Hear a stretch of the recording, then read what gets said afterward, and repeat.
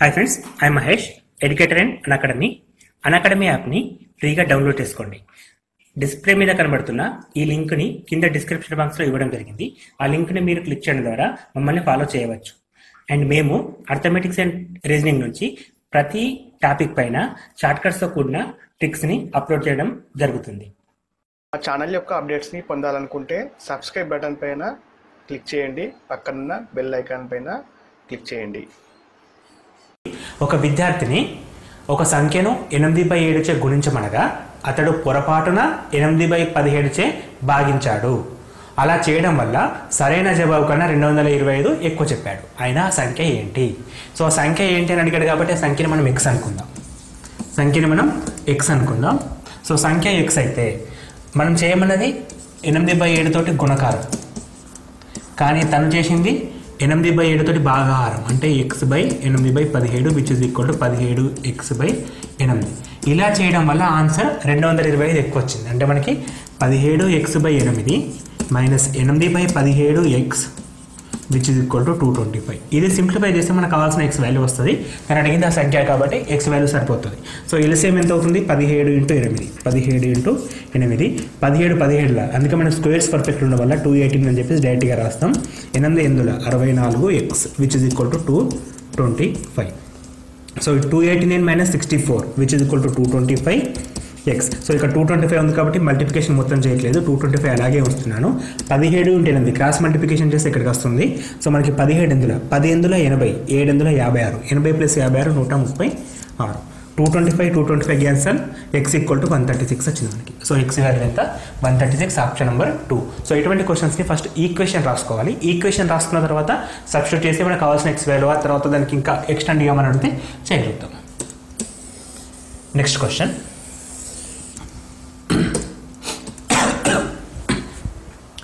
0.2 × 2x - 1 minus 0.5 × 3x - 1 equal to 0.4 అయినా X value ఎంత? So ఇది సింపుల్ క్వశ్చన్ అండి. ఇక్కడ ఏంటంటే సమీకరణ సాధన. మనం ఇంతకుముందు క్వశ్చన్కి సమీకరణం మనమే రాసుకున్నాం, కానీ ఇక్కడ సమీకరణం తనే ఇచ్చాడు, సాధిస్తే సరిపోతుంది. చిన్న కీ పాయింట్ ఏంటంటే ఇక్కడ 0.2, 0.5, 0.4 అంటే 0 పాయింట్లో ఉన్నాయి కాబట్టి మనం దాన్ని పాయింట్ తీసేస్తే 2/10 రాసుకోవచ్చు. 2/10 × 2x - 1 2/10 × 2x - 1 minus 5/10 × 3x - 1 which is equal to 4/10. So మనం ఎల్సిఎం చేసినప్పుడు ఇక్కడ కాసా కడితే ఇక్కడ మనకు 10 వస్తుంది, ఇక్కడ 10 ఉంది కాబట్టి క్యాన్సిల్ అవుతుంది. సో అది మనకు అవసరం లేదు. So 2 × 2x 4x minus 2 minus 5 × 3x minus 15x minus into minus plus 5 equal to 4. So ఇప్పుడు మనకి మైనస్ 4x మైనస్ 15x అంటే మైనస్ 11x వస్తుంది. మైనస్ 2 + 3 అంటే ప్లస్ 3 ఈక్వల్ టు 4.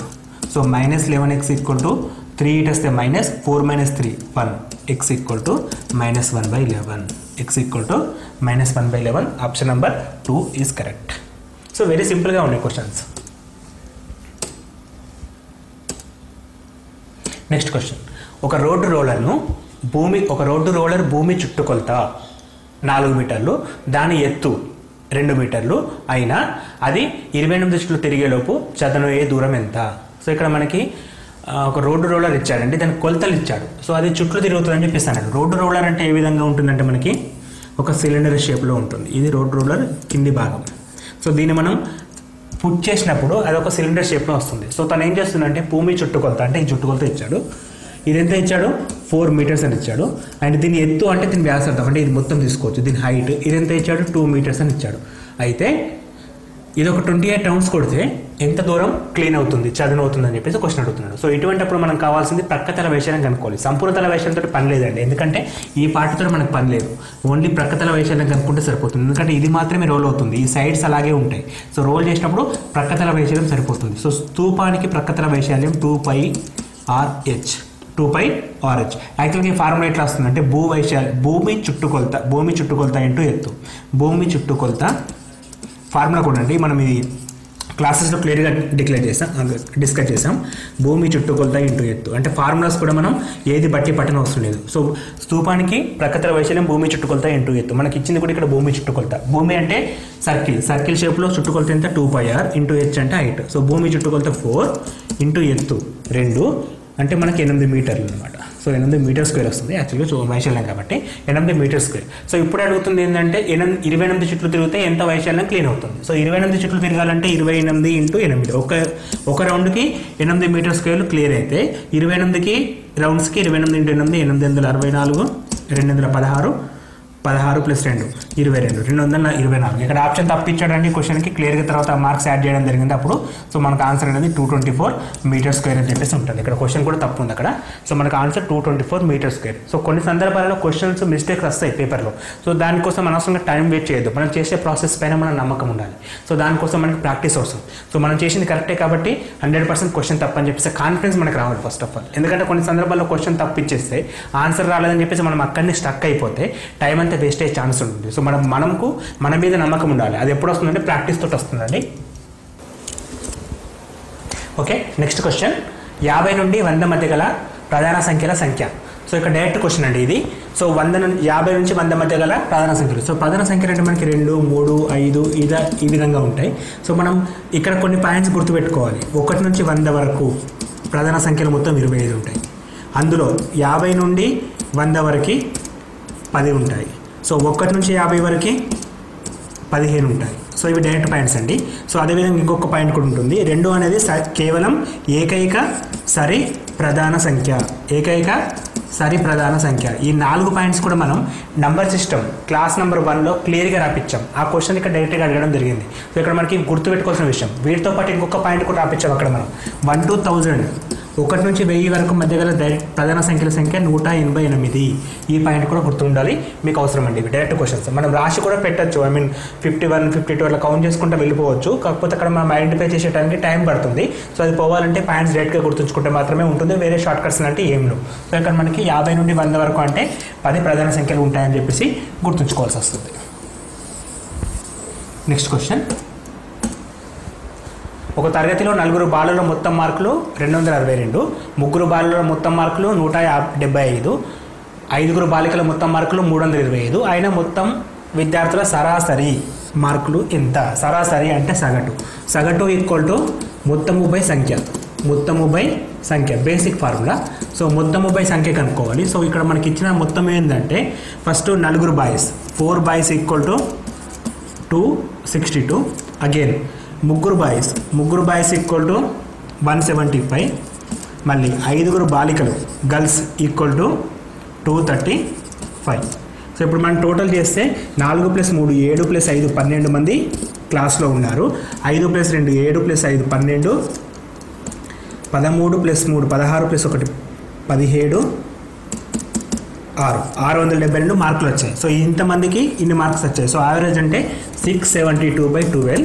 12 ఎక్కం 12 5 60, 7 మిగిలితే 72, 12 6 72. సో మనకు ఆన్సర్ అనేది 56 వస్తుంది. సో ఇది ఆన్సర్ అండి. సో ఇక్కడ మనకి 56 అనేది సరాసరి సగటు. నెక్స్ట్ క్వశ్చన్, ఒక విద్యార్థి తెలుగులో 40% మార్కులు, గణితంలో 70% మార్కులు, విజ్ఞాన శాస్త్రంలో 50% మార్కులు మరియు సాంఘిక శాస్త్రంలో 20% మార్కులు వచ్చాయి.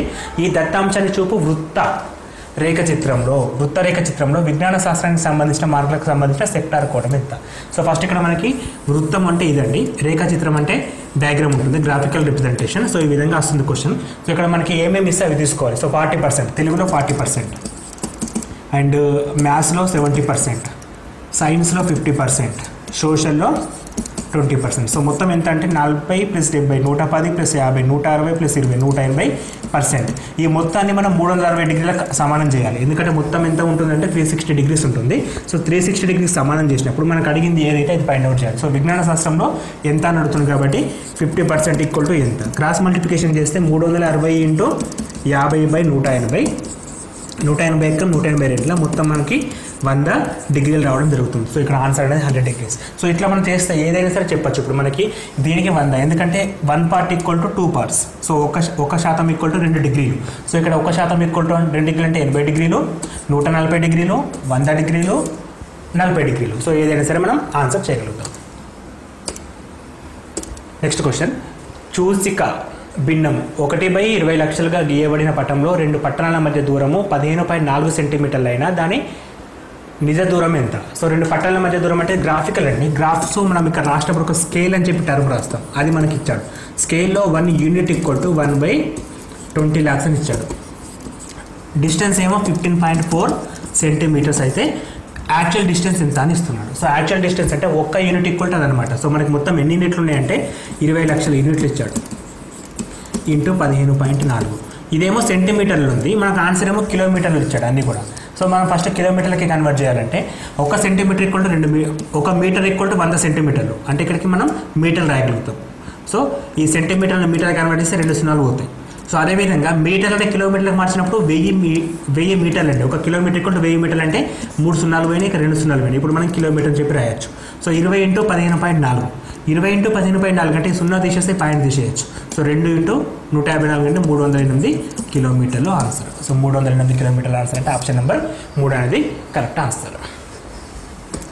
సో జాగ్రత్తగా చేస్తే ఈజీగా ఉంటుందండి, కొంచెం కన్ఫ్యూజ్ అయితే మాత్రం కష్టం.